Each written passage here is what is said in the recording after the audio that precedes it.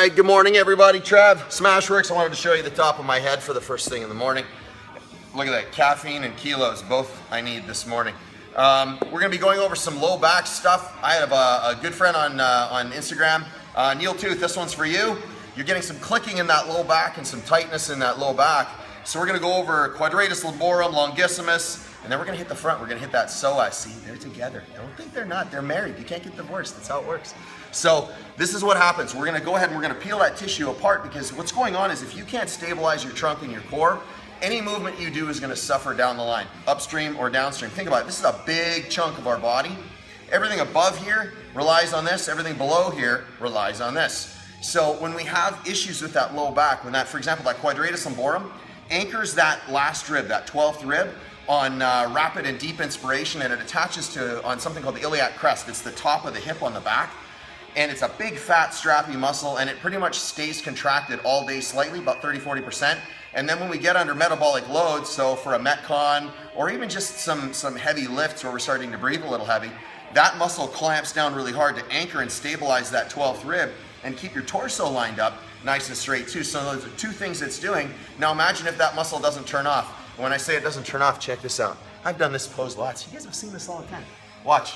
We're sitting in front of our computer like this. Oh yeah. You get thumbs down from Trev.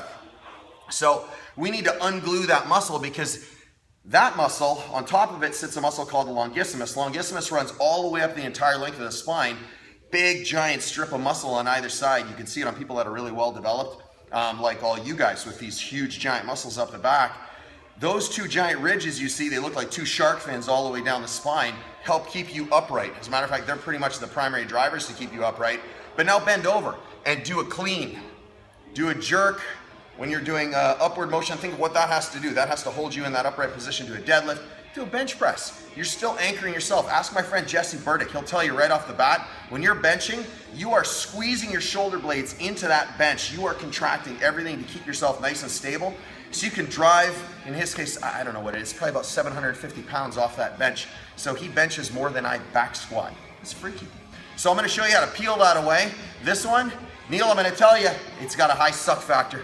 I have a friend of mine, Elena here, she watched me do it. I made the pain face about 1,000 times. So you're gonna watch this, check this out. This one's super legit. But we need to unglue this stuff so the body can work properly and restore that range of motion. So first things first. Yeah, you can see the kettlebell here. You know that's coming next. Now remember what I said, if your trunk and your core isn't properly supported, if you don't have that rotation, you're not gonna be able to do a lot of things, because that rotation is paramount to doing all the movements we do. Even now, I just turned to this side, that's all rotation. I turned to this side, that's all rotation. More importantly, as those muscles glue down to each other and they don't slide past, you lose all that ability to support themselves, because they start to get inflamed because they're stuck. The response to inflammation is laying down scar tissue. The response to scar tissue is more inflammation, and you see what I'm doing here, right? This big giant circle. So it's just not good, it's not gonna help. So let's just peel this tissue away. We're gonna start with lacrosse ball.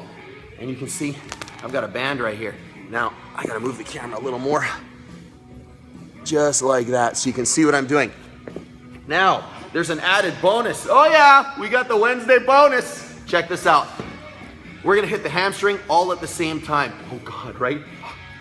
So watch this. We're gonna hook our heel in the band. Use a light band. Listen, you don't have to use a big fat green band for this thing. Look how tiny this is, because it's gonna be taking my leg and yanking it over. Make sure it comes on the inside of the foot like this, so it doesn't snap off. Hit somebody on the other side of the wall, or hit yourself in anything that you don't wanna hit yourself in, okay?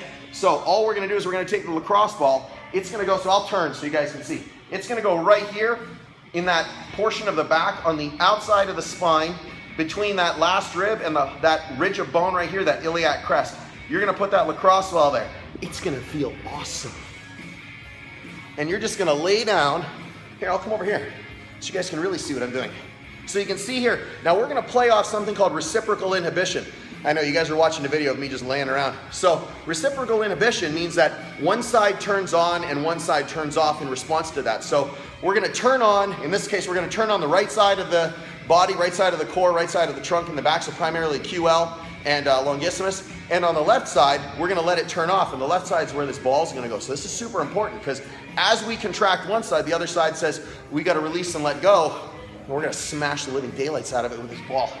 Living Daylights, was that a Bond movie? Not a very good one. I think that was with Timothy Dalton, wasn't it? Not very good. I don't think he's a good Bond. So we're gonna take that, tuck it in here. There's your trivia question. You can fool your friends. Who played James Bond in Living Daylights? Good. Oh God, that's just terrible. And now you can see, don't you dare laugh at my pain face. And you're just gonna take this, the band contracts, and then you're gonna bring it all the way back. And if you really want to, lock out that leg. Now I'm gonna hit that hamstring too on that pull over. Oh, this is just so horrible. So you can see that lacrosse ball? Oh, here, I'll move my hand. You can see it? Yeah, it's just smashing the heck out of everything. But we're turning off this side so we get more of a peel away with the lacrosse ball. Yeah, that'll take your breath away. But wait, we're gonna have more fun. We're gonna use a foam roller next. So if that's not enough, if you got a lacrosse ball, Trev, no big deal. Check this out. So much worse. Lacrosse ball comes back, that's awesome. This one, listen, I'm gonna apologize for the face I'm about to make. So, same thing. Take your heel, put it in here. This lacrosse ball's like a homing pigeon. Watch this. See, look at that thing. Friggin' came back again. It's like an old buddy. It's a dog that doesn't want to leave. No, I love it. You can leave it. Leave it. Leave it. It's totally fine. I want that lacrosse ball there. It's totally fine. So, check this out. We're like this. Good. It's like the cat came back. Good. Now I'm already crossed over. It looks super uncomfortable already. Take all your weight, put it on this, and then come all the way over. And then all I'm going to do is just crank away. Oh, God, that hurts. Yeah. Elena said 2 words. Oh, no. Now I'm going to lay right down on it. Oh, and I'm going to hyperextend that lumbar spine. And I'm just going to let it come like this, and I'm going to come back. And I'm anchoring myself on this foam roller. And this is probably one of the most horrific mobilities I've ever done. That actually gave me the sweats. So if you can't hang with a lacrosse ball because it's just too easy, grab this, it's even worse. So now we're gonna stay in the band because I really wanna activate that Psoas. So the Psoas sits L2 to L5 and it supports the trunk, primary lumbar spine. It contracts, it does hip flexion. It also does internal rotation of the femur. So a lot of things that are important. So I'm not gonna try chucking this away because it's not gonna leave. So now this one, I'll switch sides. So we're gonna put the left leg in, cross the band over up top. Super light band again, okay guys? I'm not gonna put a lot of tension on it, so I just load it up a little bit because what I'm gonna be doing is this, and I wanna be able to force a lot of contraction out of this. The more this muscle can contract, the more it's gonna get peeled away from this. This handle, gonna go 1 inch to the side of the belly button. Handle goes lengthwise. I'm using a 44, it's for demo purposes. I think normally I use a 103. Good, kidding. Good, so we're gonna take this, we're gonna flip it upside down. Oh yeah, that's just awesome. We're gonna keep both knees bent because this is gonna disengage the pelvis. And then all we're gonna do is floss it out. Now if you notice, I'm pulling my leg wide because the femur tracks wide.